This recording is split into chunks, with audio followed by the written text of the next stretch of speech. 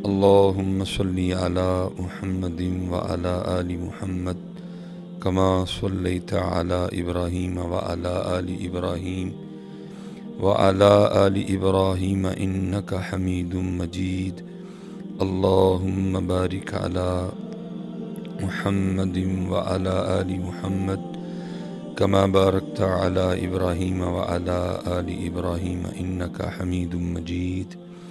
ٹھیک ہے جی، ایک بار درود پاک پڑھا گیا ہے، پھر انشاءاللہ کوشش کریں گے، لیکن کوشش اس انداز سے کرنی ہے کہ صرف زبان ہی نہ پڑھے. ٹھیک ہے جی، یہاں سے بھی پڑھنا ہے اور یہاں سے بھی پڑھنا ہے، کیونکہ اکثر و بیشتر ہوتا یہ ہے کہ ہم پڑھتے تو ہیں لیکن ہماری خود توجہ نہیں ہوتی کہ ہم پڑھ کیا رہے ہیں. ٹھیک ہے جی، صرف زبان پڑھتی ہے، خیال کہیں ہے، سوچ کہیں ہے، دل کہیں ہے. اس لیے کوشش فرمایا کریں کہ جب بھی اللہ کا ذکر کریں تو صرف زبان ہی نہ کرے بلکہ توجہ بھی ہو. ٹھیک ہے جی، دل بھی آپ کا ساتھ دے. ٹھیک ہے، جب نماز پڑھیں اسی طرح توجہ اللہ کی طرف ہو. ٹھیک ہے، جب ذکر کریں تو توجہ اللہ کی طرف ہو. جب درود پاک پڑھیں تو صرف زبان ہی نہ پڑھیں بلکہ توجہ بھی جو ہے وہ نبی کریم علیہ الصلاۃ والسلام کی طرف ہو. پھر دیکھیں تو صحیح کہ یہ ذکر، یہ نماز اور یہ درود پاک پھر اپنا اثر کیسے دکھاتے ہیں. کیونکہ اکثر و بیشتر ایسے ہوتا ہے کہ ہم پڑھتے ہیں لیکن ہماری توجہ نہیں ہوتی، تو ثواب تو چلو ہو جاتا ہے لیکن جو ہونا چاہیے تھا وہ ہوتا نہیں ہے. کیونکہ اول حمد ثنا الہی جو مالک ہر ہردا، اس دا نام پکارن والا کسے میدان نہ ہردا. یہ کیسے ہو سکتا ہے کوئی بندہ اللہ کا ذکر کرے اور پھر اس کو مدد نہ آئے، کوئی بندہ اللہ کا ذکر کرے اور اس کو سکون نہ ملے، کوئی بندہ نبی پاک علیہ الصلاۃ والسلام کا ذکر مبارک کرے اور اس کے سینے میں ٹھنڈک نہ اترے. ٹھیک ہے، دیکھیں نہ لکھنے والے تو یہاں تک لکھ گئے کہ میٹھا میٹھا ہے میرے محمد کا نام، ان پہ لاکھوں کروڑوں درود و سلام. آج ہم پڑھتے ہیں تو ہیں لیکن ہم اس میٹھے سے محروم ہیں. اس کی ایک وجہ کیا ہے کہ صرف یہاں سے پڑھتے ہیں. اس لیے کوشش فرمایا کریں جب پڑھیں تو مکمل ہو کے پڑھیں. اور اس کا طریقہ یہ ہے کہ جب محفل ذکر میں آئیں، جب نماز پڑھنے کے لیے مسجد میں آئیں تو پہلا کام یہ کیا کریں کہ سوچوں والا بٹن بند کر دیا کریں. کیونکہ ہم آ تو جاتے ہیں لیکن ہم نے سوچوں والا بٹن نہیں بند کیا ہوتا. اس لیے ہم تو مسجد میں ہوتے ہیں لیکن ہم مسجد میں نہیں ہوتے. ہم تو ذکر کی محفل میں بیٹھے ہوتے ہیں لیکن ہم ذکر کی محفل میں نہیں ہوتے. اس لیے پھر ہوتا کیا ہے، خالی آئے خالی چلے گئے. باقی میرا دل تو اس بات کو ماننے کو تیار نہیں ہے کہ کوئی بندہ اللہ کے گھر آئے اور وہ واپس خالی چلا جائے، کوئی بندہ اللہ اور اللہ کے رسول کے ذکر کی محفل میں آئے اور وہ خالی چلا جائے. لیکن ہوتا کیا ہے کہ ہم صرف یہاں سے آتے ہیں، نہ یہاں سے آتے ہیں اور نہ ہی یہاں سے آتے ہیں. اس لیے کوشش فرمایا کریں کہ جب مسجد میں آئیں تو باہر سے کنیکشن کاٹ دیا کریں. کوشش کریں کہ اس کنیکشن کو اللہ سے جوڑیں. ٹھیک ہے جی، جب نبی کریم علیہ السلام کا ذکر کرنے لگیں تو کوشش فرمایا کریں کہ باہر سے کنیکشن کاٹ دیا کریں. توجہ بھی جو ہے وہ نبی کریم علیہ السلام کی پاک جناب کی طرف ہو. پھر دیکھیں حضرت پھر ہوتا کیا ہے. کیونکہ مسجد وہ جگہ ہے کہ این درگاہ ماں درگاہ نومیدی نیست، یہاں آنے والا کبھی کوئی خالی نہیں گیا ہے. لیکن شرط یہ ہے کہ کوئی آئے تو صحیح نا. ٹھیک ہے، اب دیکھیں نا، مثلاً ہم خود کو جو مرضی سمجھے بیٹھے ہیں، اپنے نام کے آگے پیچھے پتہ نہیں ہم نے کیا کیا لگا رکھا ہے. لیکن ہمارا حقیقی سٹیٹس جو قرآن کریم بتا رہا ہے وہ کیا ہے؟ یا ایھا الناس، اے لوگو، انتم الفقراء الی اللہ، تم سارے اللہ کے فقیر ہو. تو ہم سارے اللہ کے فقیر ہیں. ٹھیک ہے جی، میں اپنے آپ کو کیا سمجھتا ہوں، آپ اپنے آپ کو کیا سمجھتے ہیں، وہ آپ اور میں ہی سمجھتے ہیں. باقی ہمارا حقیقی سٹیٹس کیا ہے؟ فقیر. اور پھر صرف فقیر ہی نہیں، فقیر بھی کیسا کہ جو مٹی سے بنا ہے. ٹھیک ہے جی، جس کی آنتوں میں پخانہ ہے، جس کے مثانے میں پیشاب ہے. ٹھیک ہے جی، جو بولے تو منہ سے اکثر و بیشتر تھوک گرتا ہے.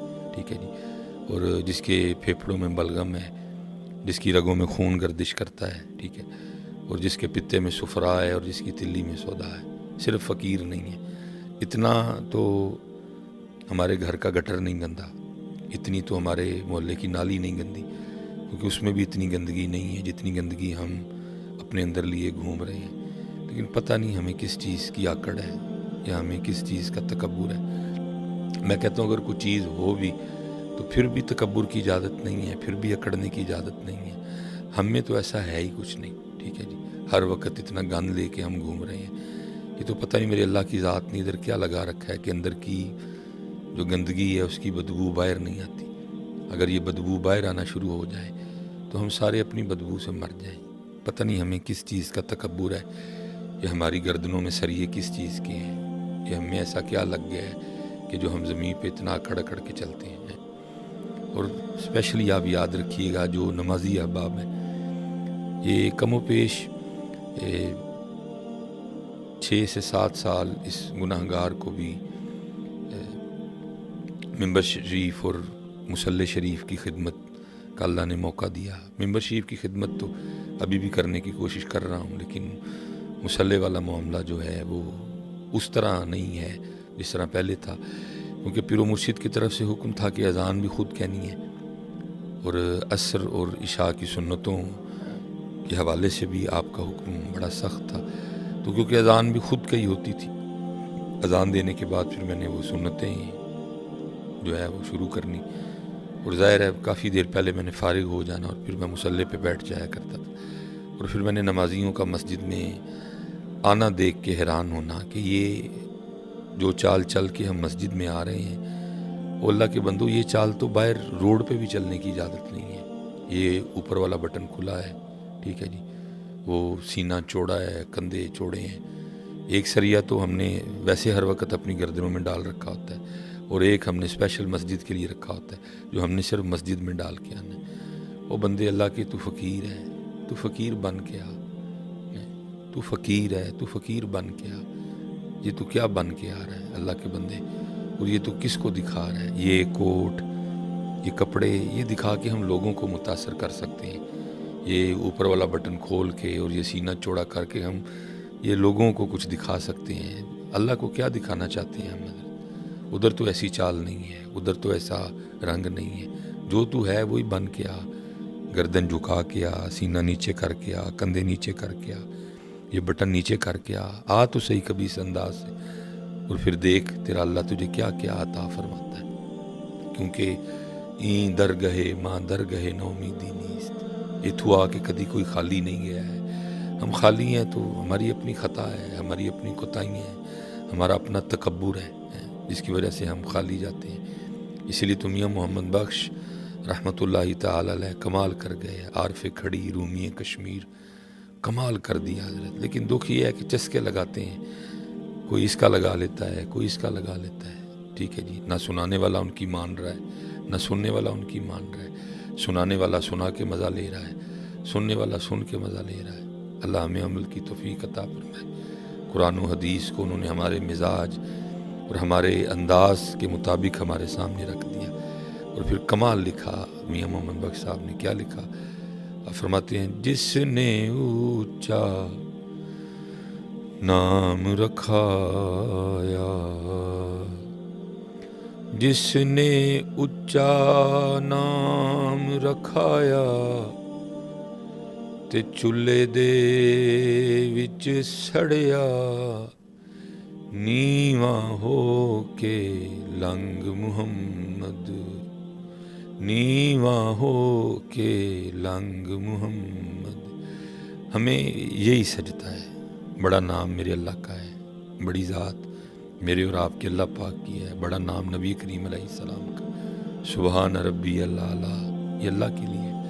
سبح اسم ربک الاعلیٰ، یہ اللہ کے لیے۔ تبارک الذی بیدہ الملک، یہ اللہ کے لیے۔ سبحان ربی العظیم، یہ اللہ کے لیے۔ ہم میں کیا چیز ہے اکڑنے والی؟ کس چیز کی اکڑ ہے؟ کس چیز کا تکبر ہے ہمیں؟ اللہ میں اسے محفوظ رکھے۔ تو اس کی اجازت تو باہر نہیں ہے، اور ہم یہ سارا کچھ لے کے مسجد میں آ جاتے ہیں۔ اس لیے نیواں نیواں نیواں نیواں سیکھو آداب مسجد میں آنے کے۔ یہ بہت بڑا نام ہے حضرت سفیان ثوری رحمۃ اللہ تعالی علیہ، ٹھیک ہے۔ یہ تو اللہ کا کرم ہے، نبی کریم علیہ السلام کی وجہ سے معافی ہے، نہیں تو اللہ مجھے معاف کرے جیسے ہمارے معاملے ہیں، ہمیں نام لے لے کے مسجد سے اٹھا دیا جائے، چل نکل، تجھے تو ہمارے گھر میں آنے کا طریقہ بھی نہیں آتا ہے۔ بہت بڑا نام ہے سیدنا سفیان ثوری رحمۃ اللہ تعالی علیہ۔ یہ اگر عالمانہ رنگ دیکھنا ہو تو تذکرۃ الحفاظ، ٹھیک ہے، تذکرۃ المحدثین، ٹھیک ہے، ایسی، اور اگر صوفیانہ رنگ دیکھنا ہو تو وہ پھر عوارف المعارف، کشف المحجوب، تذکرۃ الاولیاء، حلیۃ الاولیاء۔ بہت بڑے عالم، عابد، زاہد، کئی 100 رکعتیں رات کو آپ کا معمول تھا، اللہ کے کامل ولی تھے۔ لیکن ایک دن کیا ہوا کہ مسجد نماز کی ادائیگی کے لیے آئے، کیونکہ مسنون طریقہ یہ ہے کہ جب مسجد میں آئیں تو پہلے دایاں قدم اندر رکھیں، کیونکہ توجہ نہیں تھی، خیال نہیں تھا، تو انہوں نے کیا کیا، مسجد میں پہلے بایاں پاؤں رکھ دیا۔ بس پھر مسجد میں بایاں پاؤں رکھنا تھا کہ غیب سے آواز آتی ہے، او سور، او بیل، او ٹگے، کیا تجھے ہمارے گھر میں آنے کے آداب بھی یاد نہیں رہے؟ تو ہم کس باغ کی مولی ہیں، لیکن کیونکہ ہمارے معاملے آخرت کے لیے چھوڑ دیے گئے ہیں، اس لیے میں آپ سے گزارش کروں گا، جدو مسجد آؤ، ٹھیک ہے جی، فقیر بن کے آؤ، اور پھر دیکھو تو صحیح آپ کا اور میرا اللہ ہمیں کیا کیا عطا کر کے واپس بھیجتا ہے، کیونکہ این در گئے ماں در گئے نومیدی نیست۔ لیکن کیا ہے، جس نے اونچا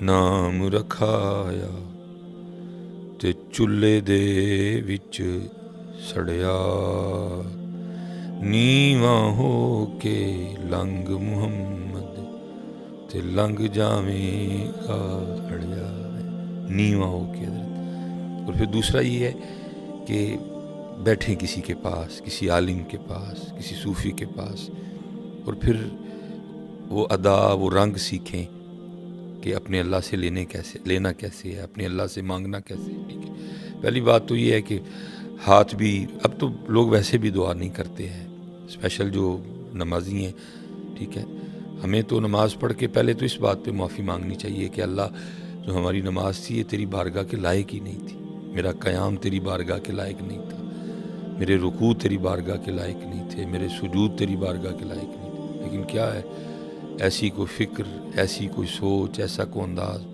ہے ہی نہیں، بس نماز پڑھی اور وہ گئے، ٹھیک ہے۔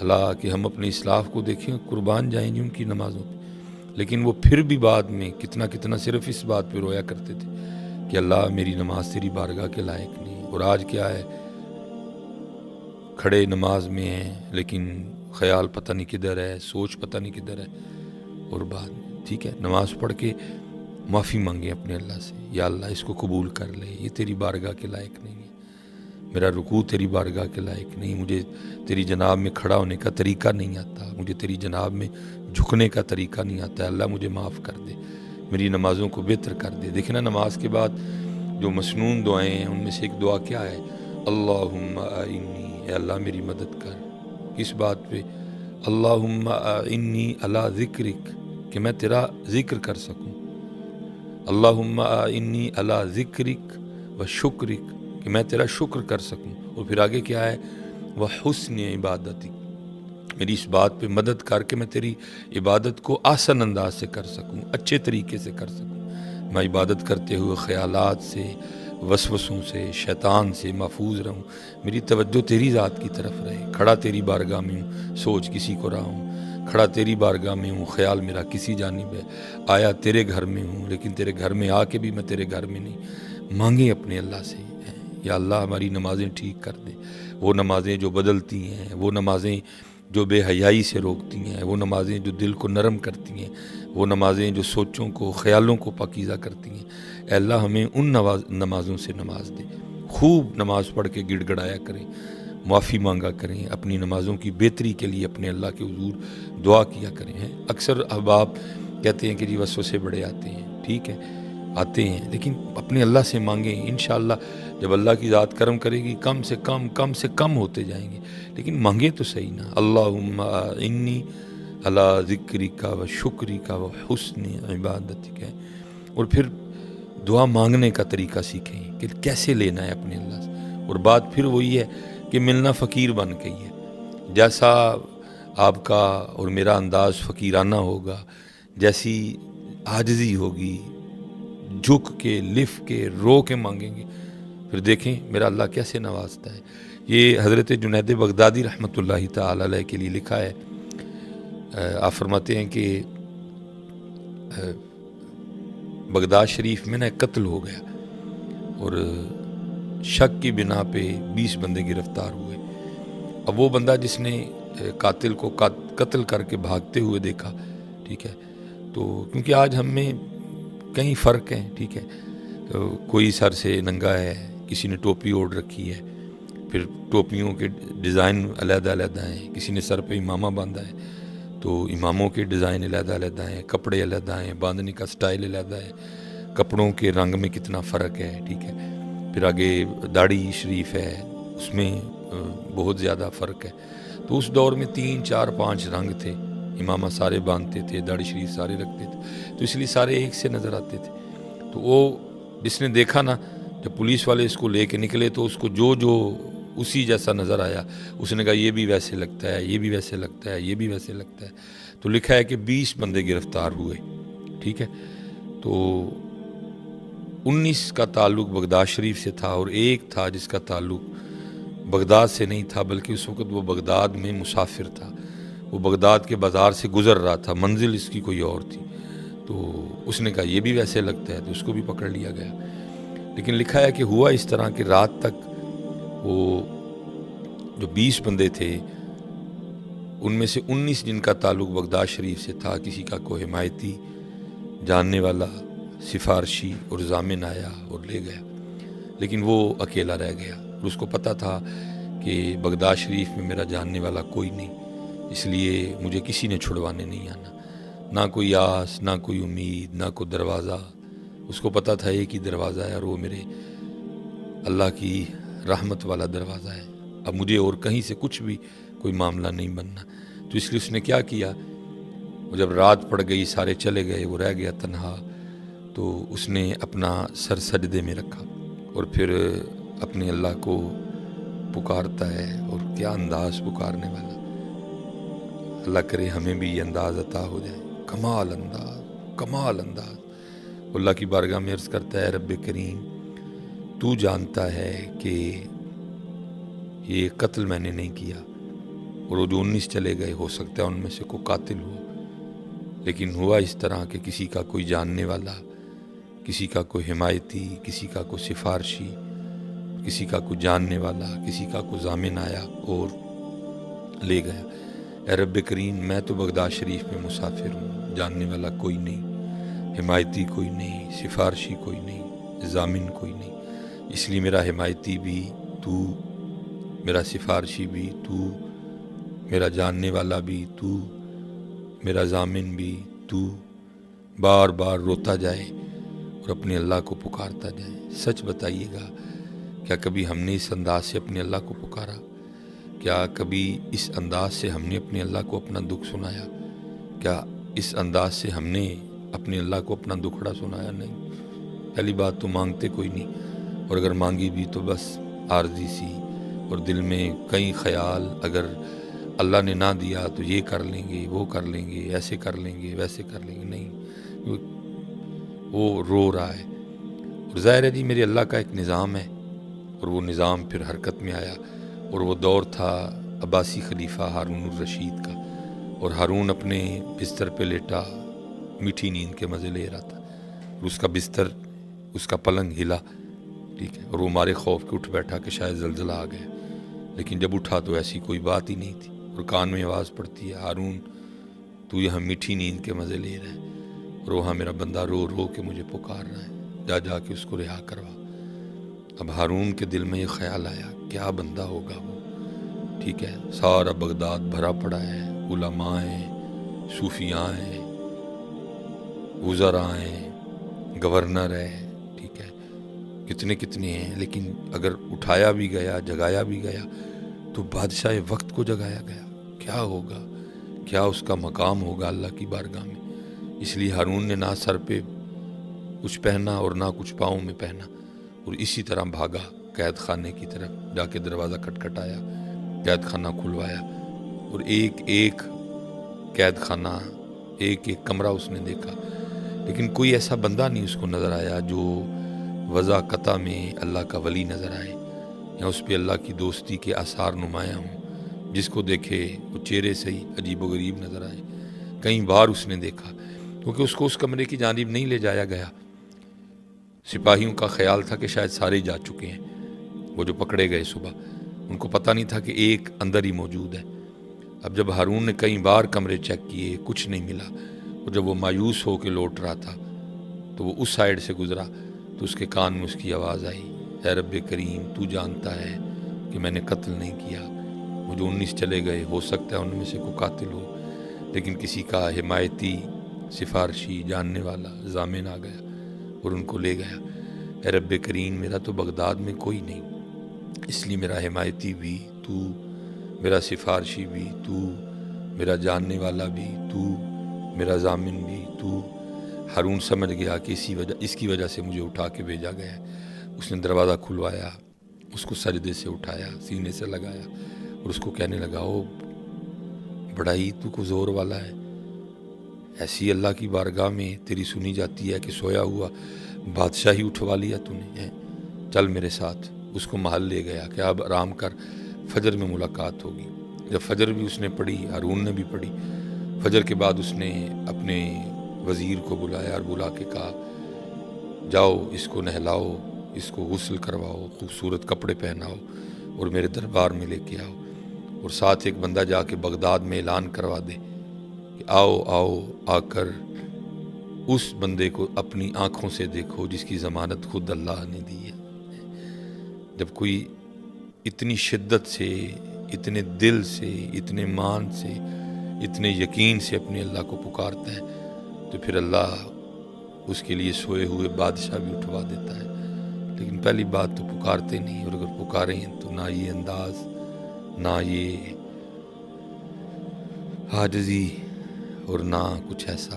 اب میں پھر ادھر میاں صاحب کو ہی پڑھوں گا، کمال کر گئے میاں صاحب حضرت۔ ظاہر ہے جی کسی کے پاس بیٹھ کے سیکھا تھا، اور پھر کیا کہتے ہیں میاں صاحب، قربان جاؤں، در تیرے تے میں اڑیاں کرساں، در تیرے تے میں اڑیاں کرساں۔ اے اللہ، آج تجھ سے مانگتے ہوئے میں تیری بارگاہ میں ایسے ضد کروں گا جیسے ایک چھوٹا بچہ اپنے ماں باپ کے سامنے ضد کرتا ہے، حالانکہ تو میرا اللہ ہے اور میں تیرا بندہ ہوں۔ میں آج تیری بارگاہ میں ایسے ضد کروں گا جیسے ایک چھوٹا بچہ اپنے ماں باپ کے سامنے ضد کرتا ہے، اور پھر اس کی ضد کے سامنے اس کے ماں باپ مجبور ہو کے اس کی بات کو مانتے ہیں۔ تو اللہ، تجھے مجبور تو کوئی نہیں کر سکتا، لیکن یہ ہے کہ تو میرا اللہ ہے اور میں تیرا بندہ ہوں۔ در تیرے تے میں اڑیاں کرساں، تے جیویں بال ایانا، ایک نکی جئی ضد کر بیٹھی۔ اب دیکھیں ذرا میاں صاحب کی عاجزی، ہیں مذکر مرد ہیں لیکن سیغہ اپنے لیے مونس کا بولا، یہ نہیں کہا کہ ضد کر بیٹھا اور عاجزی کر گئے۔ در تیرے تے میں اڑیاں کرساں، تے جیویں بال ایانا، ایک نکی جئی ضد کر بیٹھی، میں خالی نہیں جانا، ایک نکی جئی ضد کر بیٹھی، میں خالی نہیں جانا۔ اس لیے اپنے اللہ کو پکاریں، اپنا دکھ، اپنا درد، اپنی تکلیف اپنے اللہ کو سنائیں۔ اور جہاں سے بات شروع کی تھی، بات میں پھر ادھر ہی ختم کروں گا کہ صرف یہاں سے نہیں سنانا، یہاں سے بھی سنانا ہے۔ اور جس دن آپ نے یہاں سے سنانا شروع کر دیا اپنے اللہ پاک کو، پھر دیکھیں ہوتا کیا ہے۔ اللہ ہم سب پہ رحم کرے، اللہ ہم سب پہ اپنا فضل کرے، اللہ ہم سب پہ اپنا کرم کرے۔ وما علینا الا البلاغ المبین۔